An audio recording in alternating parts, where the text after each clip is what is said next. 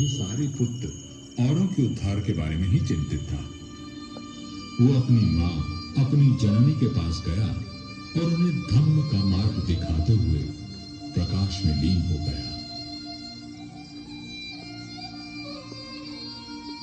महामौदगल्यायन का अपने मित्र से वियोग हुआ, पर अधिक समय के लिए नहीं। अपने संचित कर्मों का हिसाब किए बिना परिनिर्वाण संभव नहीं।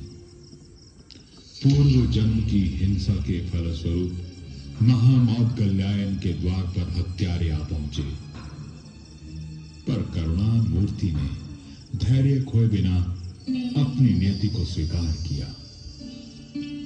सारे पुत्र के परिनिर्वाण के 7 दिन बाद महामौदगल्यायन भी कर्म बंधन से मुक्त हुए।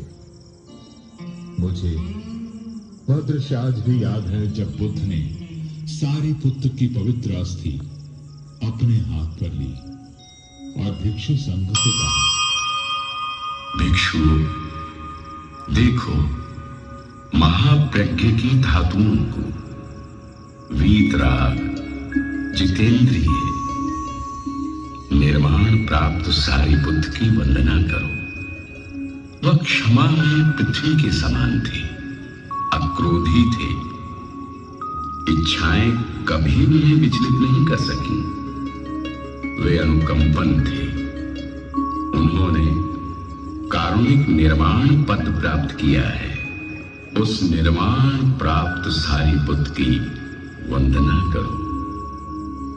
तथागत ने जिन्हें जुड़वा भाई कहा, ऐसे सारी पुत्र और मौदगल्यायन की पवित्र अस्थियां आज पास ही श्रीलंका द्वारा बनाए गए मंदिर में सुरक्षित हैं, जिन्हें वर्ष में एक बार दर्शनों के लिए प्रदर्शित किया जाता है। इतिहास, इसका अर्थ ये हुआ कि सारी पुत्र और मौदगल्यायन के अस्थि अवशेषों पर जेतवन में स्तूप बने थे और इन दोनों धर्म सेनापतियों के अवशेषों ने भी भगवान बुद्ध के अवशेषों की तरह यात्रा की। ठीक कहा तुमने वर्तमान, यह कार्य भी अशोक द्वारा ही करवाया गया, पर दोनों भिक्षुओं के अवशेष सांची में हैं, ये बात इतिहास में कहीं खो गई और उसे फिर प्रकाश में आने में कई वर्ष लगे। अशोक के समय यह महास्तूप ईंटों का बना था। विदिशा और आसपास से उपासक यहाँ बरसों स्तूपों की उपासना के लिए आते रहे। एक दिन मौर्य साम्राज्य के सेनापति पुष्यमित्र शुंग ने छल से अंतिम मौर्य सम्राट वृद्धरथ की हत्या कर दी। मौर्य साम्राज्य का पतन हुआ और उसी के साथ शुंग वंश का उदय। शुंग वंश के लोग वैदिक धर्म के अनुयायी थे। चारों ओर वेदों का स्वर गूंजने लगा। ऐसे में किसी बौद्ध द्वेषी ने स्तूप को क्षतिग्रस्त कर डाला। जिस देश में भक्त अशोक ने अपने शिलालेखों में घोषणा करवाई थी कि सिर्फ अपने धर्म का आदर और दूसरे के धर्म का अनादर नहीं होना चाहिए, हर प्रकार से हर स्थिति में दूसरे संप्रदायों का सम्मान करना चाहिए, वहां कोई कैसे ये निंदनीय काम कर सकता था? धिक्कार है उन्हें जो किसी भी स्मारक का अपमान करते हैं। फिर क्या हुआ इतिहास? पुष्यमित्र का पुत्र अग्निमित्र, जो उस समय विदिशा देशनगर में राज्यपाल था, उसके समय में स्तूप की मरम्मत करवाई गई। उसे आकार में दुगना करवा दिया गया और पूरे स्तूप को पत्थर की पटियाओं से चुना दिया गया। शुंग वंश के बाद सातवाहनों के शासन में ईसा से पहली शताब्दी में चारों दिशाओं में 4 तोरण द्वार और स्तूप के चारों ओर वेदिका जोड़ी गई। तोरण द्वारों पर जातक कथाएं, बुद्ध के जीवन की महत्वपूर्ण ऐतिहासिक घटनाएं और उसके बाद के धम्म से संबंधित इतिहास और आख्यानों को शिल्पों में उकेरा गया है। इनमें अशोक का बोधि वृक्ष का दर्शन और प्रवास भी उल्लेखनीय है। ध्यान देने वाली बात यह है कि तोरण द्वार के इन शिल्पों में बुद्ध को मूर्ति रूप में न दिखाकर सिंहासन, चक्र और पद्म चिन्ह जैसे प्रतीकों में दिखाया गया है। गुप्त सम्राट वैष्णव धर्म के समर्थक थे, पर उनके शासन में सांची और कला का विकास हुआ। गुप्त काल में स्तूप के पास कई मंदिर और विहार भी बने। 7वीं से 12वीं शताब्दी तक मंदिर और विहारों का निर्माण होता रहा और वैदिक धर्म और बुद्ध धर्म साथ साथ पनपते रहे।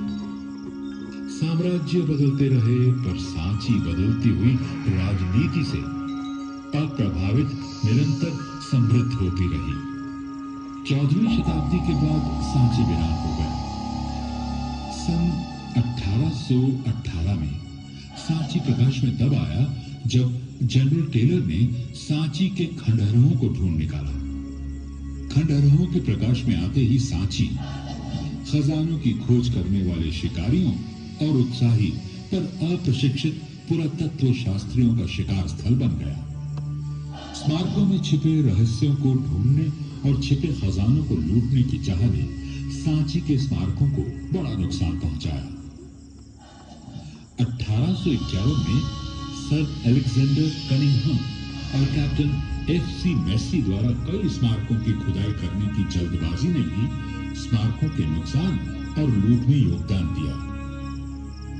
हालांकि वे स्तूप क्रमांक 2 और 3 से अस्थि अवशेषों की छोटी छोटी पेटियां पाने में सफल हुए। स्तूप क्रमांक 3 से मिली 2 पेटियों के ढक्कन पर छोटा अभिलेख लिखा था।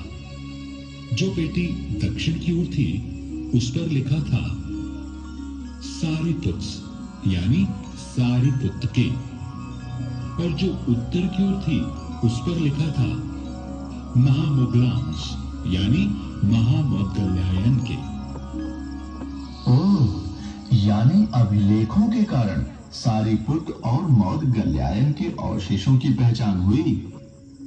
हाँ, दोनों मित्र जन्म में साथ रहे, जीवन में साथ रहे, परिनिर्वाण में साथ रहे और स्तूप में भी साथ साथ रहे।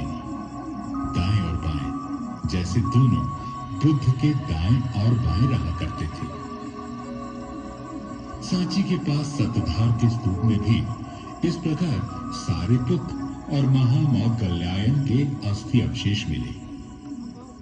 सन 1912 से 1918 तक सर जॉन मार्शल ने व्यवस्थित उत्खनन कर स्तूपों एवं विहारों को सामने लाने एवं वर्तमान स्वरूप में लाने के लिए अथक प्रयास किया। इतिहास, पर यहाँ स्तूपों के साथ साथ मंदिर भी तो है। मंदिर भी तो धर्म का ही मार्ग दिखाते हैं वर्तमान, और एक दूसरे के धर्म का आदर करना ही सहिष्णुता है। आज सांची में 3 स्तूपों सहित लगभग 50 स्मारक हैं। इतिहास के अलग अलग कालखंडों में समन्वय और सहिष्णुता, यही तो सांची और भारत का दर्शन है।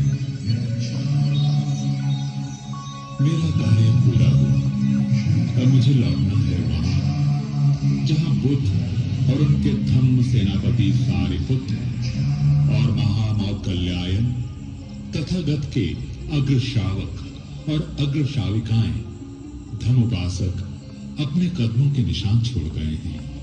मेरा यही संदेश है तुम्हारे लिए और उन सब के लिए जिन तक मेरी आवाज पहुंच रही है। आप लोग बुद्ध, संघ और धर्म की महान परंपरा के उत्तराधिकारी हो। आप खुद निर्णय लो, आपको द्वेष, कलह, पीड़ा और युद्ध का रास्ता चुनना है या प्रेम, करुणा, निर्वाण सिखाते बुद्ध का। आपका संसार कैसा हो, अब ये आप ही के हाथों में है।